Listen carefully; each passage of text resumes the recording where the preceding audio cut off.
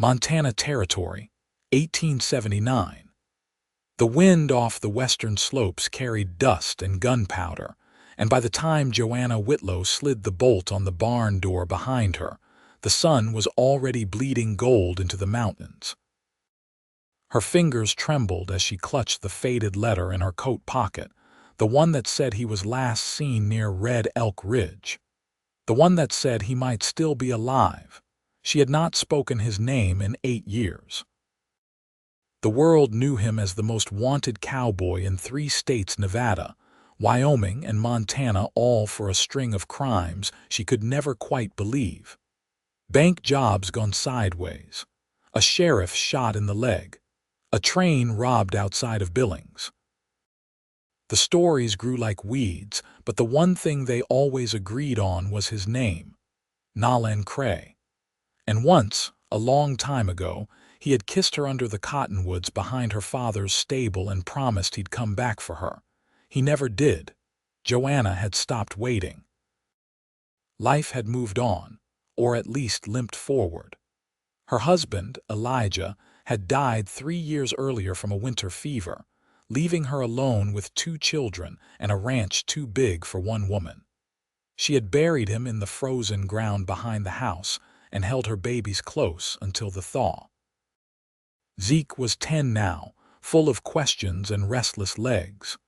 His younger sister, Zelda, was 7 and quiet like Joanna had been at that age, always holding her brother's hand when they walked the fence line. Joanna did not have time for ghosts. But then the letter came. No return address. Just a scrawl in black ink saw Nolan in Red Elk, alive, same eyes, same limp. She had read it once, then once more, then set it in the fire, but she had not been able to sleep since. So now, in the dying light, she saddled the old roan horse and kissed her children goodbye, leaving them with her neighbor, Widow Marlowe, who looked at her without judgment but with a knowing kind of sorrow. "You sure about this?" the woman asked. Joanna tightened the cinch strap. "No. But I have to know." Red Elk Ridge sat 5 days west, tucked between pine-covered hills and bad memories. Joanna rode through dry creeks and across sagebrush flats, sleeping light and waking earlier. At night, she thought of Nolan.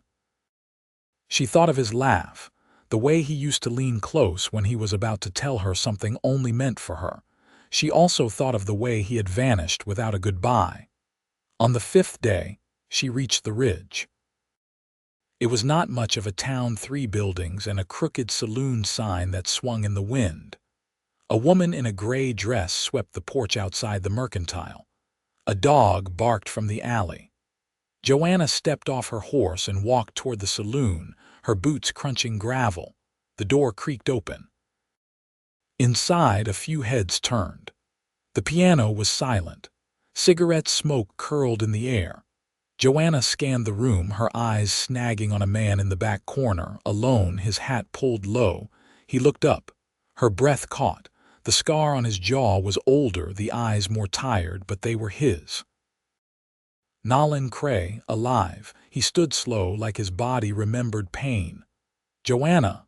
His voice cracked like old timber. She nodded, unable to speak. He moved toward her, one careful step at a time, then stopped just short of touching her. "You came." "I got a letter," she said quietly. Nolan's eyes flicked to the floor. "I did not send it. I figured." They stood there, years thick between them. "Finally," she asked, "you ever want to be found?" His jaw clenched. He looked away, then back. "Every damn day." Joanna's heart thudded hard. "Then why did you disappear?" Nolan exhaled slow. "Because they were after me, because I was scared, because I thought if I stayed you would die too." "I did," she said softly. "A little." He closed his eyes like he felt it in his bones. "Come on," he said. "Not here." They left through the back alley and walked up the ridge where the trees grew thick and the town noise disappeared. Nolan led her to a small cabin, weathered but standing. Inside it was sparse: a cot, a chair, a rifle on the wall but clean. "Been living quiet," he said. "Off the trail." Folks think I am dead mostly, safer that way. Joanna leaned against the doorframe. You are not dead. He looked at her like he could not believe she was real. You got children, too, Zeke and Zelda. His eyes softened. They got your fire, I bet, she smiled faintly. Zeke does. Zelda's more like my mother, quiet, sharp. Nolan nodded. I never stopped thinking of you. Then why? I was not the man you deserved back then. I am not sure I am now, but I have never loved anyone else. Joanna swallowed hard. She felt it stirring, the old ache, the pull toward him that had never died. You still wanted? She asked. He gave a half shrug. Not officially. Folks moved on, new names on the posters, but I am still careful. She stepped closer. I do not care, his eyes found hers. You should. Maybe. But I came anyway. He took her hand then, rough and warm, and held on. Neither spoke for a long while. That night she stayed. They sat near the fire, knees almost touching, and shared stories in low voices. Nolan told her about hiding in the canyons, about trading work for food on remote ranches, about the sheriff in Sheridan who almost caught him last spring. Joanna told him about Elijah, about the flu, about Zeke learning to ride and Zelda singing to the chickens. When she fell asleep in his cot, he slept on the floor. But in the morning he made coffee and asked her, "What now?" She looked out the window, over the pine trees and toward the life she had left behind. "You ever want to come home?" she asked. He did not answer right away. Then slowly he said, "Only if you are there." Her heart cracked open. "I am." And for the first time in 8 years, Nolan Cray smiled. The mule deer moved low through the brush, and Nolan watched it from the porch, a tin cup cooling between his palms. The morning hadn't burned the mist off the ridge yet, and the trees held quiet like they were listening. Joanna stood beside him, arms folded over her middle, her breath visible in the sharp spring air. "I leave in 2 days," she said. He nodded once, slow. "I figured. Widow Marlowe can't watch them longer than that," she added, though the explanation felt thin between them. Her voice held no apology, only fact. "They'll be missing you by now," he said. "I miss them too." The silence folded in again, tight as a blanket pulled over the pair of them. Nolan set the cup down on the railing, fingers brushing the grain of the wood. "You ever think about selling the place?" She turned toward him, brow furrowing. "Why would I?" Could start fresh. "Somewhere no one knows your name. Somewhere they don't know mine either." "You want to run again?" "No," he said, jaw tightening. "I want to stop."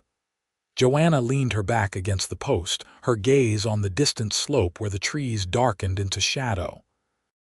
"You do that for me." He picked at a splinter near the banister. "I do it for myself, for whatever time I got left, but yeah, mostly for you." She didn't answer right away, and he didn't press.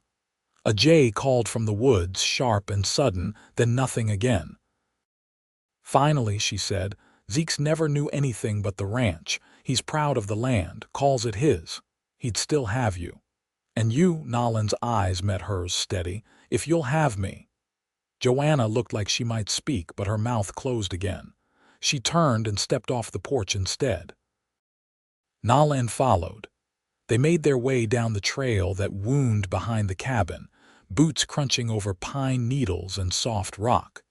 He carried a rifle slung over his shoulder, not out of habit but necessity. The ridge didn't take kindly to strangers, and over the years he'd learned where to step, when to listen.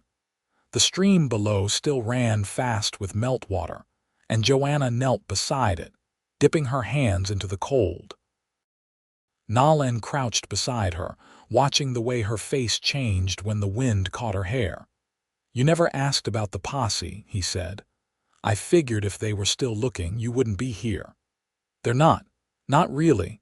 Some folks remember, but most have let it go." "I never killed no one, Joanna." His voice was low, even. "Not even that sheriff in Rawlins just winged him, but the stories got louder than the truth." "I know," she said. "I always knew." He let out a breath like he'd been holding it for years. She stood, brushing her hands dry on her skirt. "You ever been to Helena?" "No. It's far enough from the ranch, big enough to disappear, small enough not to feel like a city. You thinking about it? I'm thinking about what I want, what the children need." She paused. Zelda's never had a father who came home at night and stayed. His throat tightened. "I could be that. You'd have to be more than that. I can be." They walked back slow, the sun lifting higher through the trees. At the cabin, Nalan stepped inside first and pulled something from the small chest by the hearth. He held it out to her, a locket, tarnished but intact, chain fine as wire. Joanna took it carefully, her fingers brushing his. She opened it. Inside, faded from age, was a scrap of paper folded tight. She eased it out and read the words written in a hand she hadn't seen in nearly a decade. "If I make it through, I'll find you. If I don't, know I tried." And her eyes stayed on the paper, unmoving. "I wrote that the day I left," he said. "Didn't have time to send it. Thought maybe someday I'd give it to you myself." She closed the locket and slipped it into her pocket. "You just did." That night, the wind rose over the ridge, rattling the eaves and stirring the trees. Inside, the fire burned low, casting long shadows. Joanna lay on the cot. Nalan sat by the hearth, sharpening a blade with slow, even strokes. "Zelda likes stories before bed," she said, voice soft. "I've got a few," he answered. "She'll ask your name. I'll tell her the truth." Joanna shifted, turning toward him. "And what truth is that?" "That I was a man who ran for a long time," he said, looking up. "But I stopped when I saw her mother walk through a saloon door in Red Elk Ridge." Joanna said nothing, but her eyes didn't leave his. He stood, walked to her side, and knelt until they were eye to eye. "I want to come back with you," he said, "if you'll have me." She reached for his hand, and this time she held it. "Then come home." The wagon wheels groaned under the weight of what little Nalan owned: a bundle of stitched leathers, a dented pot, and a canvas sack filled with tools. He'd loaded it himself, quiet and deliberate, while Joanna watered the horse and laced the children's boots. They'd left Red Elk Ridge before daylight, the slope behind them still silver with frost. The trail east lay open and long, and no one in town had watched them go. 3 days in the saddle passed with few words. Nalan rode beside the wagon, his eyes shifting constantly over the land, never nervous, just alert. Each night they stopped near water and cooked over fire. Joanna's voice, usually reserved, grew steadier in the dark. She asked about the years he'd spent off the map, not to punish him but to know him again. "Ever think about sending word?" she asked on the second night, stirring beans in a tin pot. "I wrote letters I never mailed," Nalan said. "Didn't know where to send them. Didn't know if you'd want them." Zelda fell asleep against Joanna's lap, her breath even. Zeke sat cross-legged, watching Nalan without blinking. "You ever shoot a mountain lion?" he asked. "Once. In the Bitterroots. Didn't want to, but it was starving and too close to folk." "Did it come at you?" "No, just looked tired. But hunger makes animals do strange things." Zeke didn't speak for a while after that. By the time the ranch fence came into view, the sun was low and gold again, like the day Joanna had left. The timbers stood weathered but upright, the gate crooked on its hinge. The barn leaned slightly at the corner where a storm had split the roof 2 winters earlier. Zeke jumped off the wagon before it stopped, running ahead to check the chicken coop. Zelda followed slower, dragging her fingers along the fence rail like she was reading a story hidden in the wood. Joanna stepped down and looked at the house. Still standing. Nalan tied off the horse and walked beside her to the porch. "You built this with him." "My father started it. Elijah added the rooms. He did good work. He was a kind man," Joanna said. "But I never loved him the way I was supposed to." Nalan didn't answer, just reached for the door. It opened with a soft groan. Dust sat thick on the table, and the air smelled of dry wood and long absence. Joanna moved through the space, touching nothing at first. Then she opened the windows one by one and let the light in. That night, Widow Marlowe came up the path with a basket of bread and a letter from the county office. Her eyes skipped from Nolan to Joanna, then down to the children. "You're back," she said. Joanna nodded. "Thank you again. I owe you more than I can repay." "You don't owe me a thing. Just raise them right. That's payment enough." She handed Joanna the envelope. "Land tax is due come June. I figured you'd want it early." Nolan stepped slightly behind Joanna, not hiding but not offering greeting either. The widow didn't look at him again, but her voice softened. "You staying on?" Nolan met her eyes. "If I'm welcome." She gave a small nod. "Then you best get to mending that fence." When she left, the sky had gone deep with stars.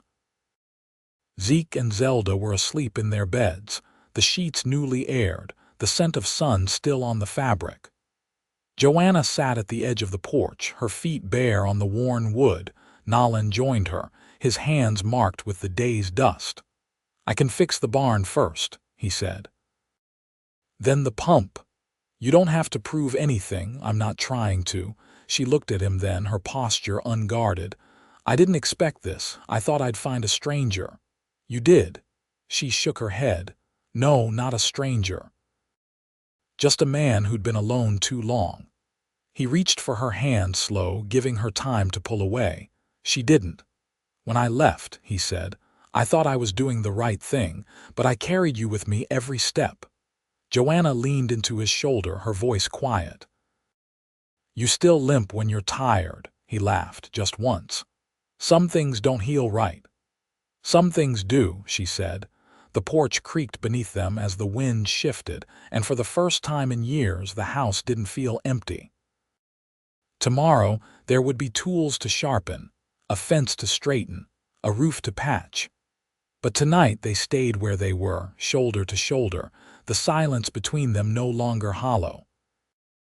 Nolan watched the stars and whispered, "I've never been more found than I am right now." Zeke came to Nolan with a hammer too big for his hand, and a question he hadn't yet asked his mother. The morning was cool, the sky the color of dishwater, and Nolan was already elbow-deep in fence rails at the north pasture when the boy trailed over. "Ma said you knew horses," Zeke said, squinting up beneath his straw hat. Nolan kept driving the nail. "I do." The boy shifted his weight. "One of ours won't let me near her. She rears when I try to bridle her, always has." Nolan glanced toward the stable. "That the bay with the white foot," Zeke nodded. "She's not mean, just don't like being forced. You ever approach her with your voice before your hands?" Zeke frowned. "What do you mean?" "Talk to her low while you're walking up. Don't grab at her. Step slow and let her look at you. Let her know you ain't there to win." Zeke stood quiet a moment, then gave a single nod and turned back toward the barn. Nolan watched him go, then returned to the rail, his knuckles scraped raw from the morning's work. The land spread out around him, stubborn and familiar. There were posts to replace and a corner gate that dragged in the dirt. He worked steady through the morning until the sun lifted high enough to chase the chill away. Inside the house, Joanna was bent over the kitchen table with a ledger open and a pencil between her fingers. She was better with numbers than she liked to admit. She tallied feed costs beside payments owed for cattle grazing rights. The column came out tight, a little too tight. She heard the door creak behind her and didn't look up. "We'll need to sell the heifer come June." "Might make the difference." Nolan crossed the room and filled a dipper from the water barrel. "I can wire fence for the south edge. Keep strays out, save feed." "You think you'll stay long enough for it to matter?" He didn't answer right away. "Then, I plan to." She set the pencil down, pushed the ledger aside. "Zeke's not sure where to place you yet. I know. He's watching." Nolan leaned against the wall, arms crossed. "I don't mean to take up what ain't mine." "You're not taking. You're showing up. That's different. He looked at her then, and she held his gaze longer than she meant to. Later that week, they rode out together to check the irrigation ditch that ran from the higher ground through the west field. The water had slowed, the channel thick with debris from spring runoff. Joanna dismounted and pulled her skirts up above her boots, stepping into the shallows with a rake. "You ever fix one of these?" she asked over her shoulder. "Twice," Nolan said, tying his horse to a low branch. Neither time went smooth. They worked side by side, pulling branches and wet leaves from the ditch. Joanna's sleeves were rolled to her elbows, her hands red from the cold. Nolan watched her more than he should have. She didn't complain, didn't pause, just kept at it until the water ran faster. "You always do things quiet," he said after a time. "Noise doesn't fix much. You used to sing when you worked. I remember that." She glanced at him, surprised. "That was a long time ago. Still remember the sound of it." She looked away, jaw tight. "I stopped singing when Elijah got sick. I didn't have it in me after." The water gurgled past their boots. "You ever think you'll want to?" he asked, voice low. She didn't answer, but when they mounted up again, she hummed a few notes under her breath, just enough for him to hear. That night, after the children were asleep, Joanna stepped out onto the porch with her shawl wrapped around her. The moonlight made the grass silver, and somewhere out beyond the barn, a coyote cried thin into the dark. She felt Nolan approach before she heard him. He stood beside her, arms folded. "I've been thinking about the land east of the creek," he said. "Could run a second garden there if the soil holds." She didn't look at him. "You're planning ahead. I want to belong here. You think I don't want that too?" "I don't know what you want, Joanna. You came for answers." "I don't know if you came for me." She turned to him, eyes steady. "I didn't know what I was coming for, but now I do." He waited. "I want a man who stays, who doesn't disappear when it gets hard, who doesn't leave me carrying everything alone. I'm not running anymore." "I don't need promises," she said. "I need presence." He reached for her hand, not gently, not hesitantly, just firmly enough to say he meant it. She let him, and when their fingers interlaced, she didn't pull away. Inside, the fire burned low in the hearth. Outside, they stood together without speaking, not in silence, but in something deeper, something beginning. The planting held late that year. The ground thawed slow, and it took until mid-April before they could start turning rows behind the barn.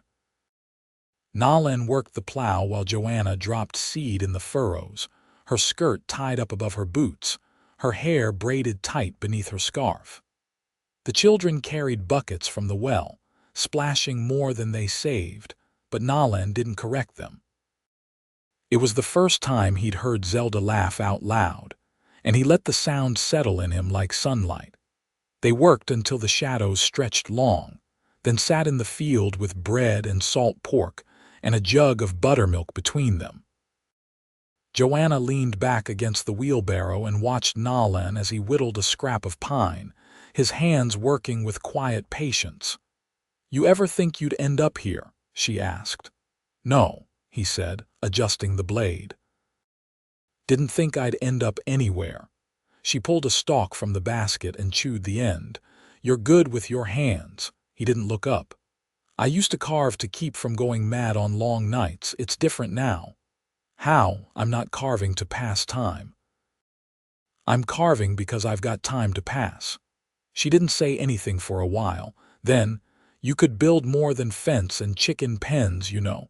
He glanced at her, one brow raised. "There's a schoolhouse down in Hollow Rock," she said. "The teacher says they need benches repaired and a new roof before winter. They'd pay fair." "I don't know that I'm the sort they'd hire." "I do." He looked at her then, really looked, and she held still beneath it. When he reached across the space between them and brushed a strand of hay from her collarbone, her breath caught, but she didn't pull back. "You always speak like you've already thought 10 steps ahead," he said. "Someone had to." He nodded and set the carving aside. I'll go tomorrow. See what they need. The next morning, Joanna packed him a cloth of bread and hard cheese, and he rode out before the sun broke fully over the ridge. She watched him go from the porch, arms folded, not for warmth but to keep from calling him back. Zelda came out soon after, rubbing her eyes, and Joanna knelt to tie the girl's boots. "Is he coming back today?" Zelda asked. "He is." "And tomorrow?" Joanna paused, fingers resting on the laces. "Yes, love." "And the days after that?" Zelda didn't say anything else, just nodded once and went to find her brother. The trip to Hollow Rock took Nalan through low pasture and cottonwood groves thick with new green. The schoolhouse sat at the edge of the main road, its white paint worn to gray in places, its door hanging slightly off its hinge. The teacher, a woman with sharp eyes and calloused hands, met him on the steps. She didn't ask his history, just walked him around back and pointed to the roofline. "You bring your own tools, always. Then you start tomorrow. I'll pay in coin and eggs." On the ride home, Nalan stopped by the creek and watched the sun slip behind the ridge. He hadn't expected the peace that settled in his chest, the kind that came slow and deep, like water finding its level. When he reached the ranch, the lantern was already lit in the window. Joanna stood just inside the frame, arms still folded, but her face softened when she saw him. He dismounted and tied the reins, then stepped up to the porch without speaking. She opened the door wide. "You've got dirt on your collar," she said. He leaned in, not answering, and kissed her. It was steady, without hesitation. Her hands came to his chest, not to push him away, but to pull him closer. When they parted, her forehead rested lightly against his. "I've been waiting for that," she whispered. "So have I." That night they lay in the quiet house, the children asleep in the next room, the wind brushing the shutters. Nalan's arm curled around Joanna's waist, and her fingers traced the line of the scar near his collarbone. "You still wake up looking over your shoulder?" she asked. "Not since I found yours to look at instead." She smiled against his skin. "Good." The weeks passed without hurry. Nalan worked at the schoolhouse 3 days a week, and on the others, he repaired the barn roof, laid new floorboards in the hen house, and built Zelda a swing from rope and a thick plank. Zeke followed him everywhere, asking about wood knots and saddle straps, and Nalan answered each question as if it mattered. When the school roof was finished, the teacher sent word that she'd recommended him to the church for pew repairs. "You've got steady hands," she'd written. "And steadier eyes." Joanna read the letter aloud at the table, her voice even, but her smile reached her eyes. They married in early June beneath the apple tree her father had planted 30 years before. Widow Marlowe sewed Joanna's dress from muslin she'd kept for good.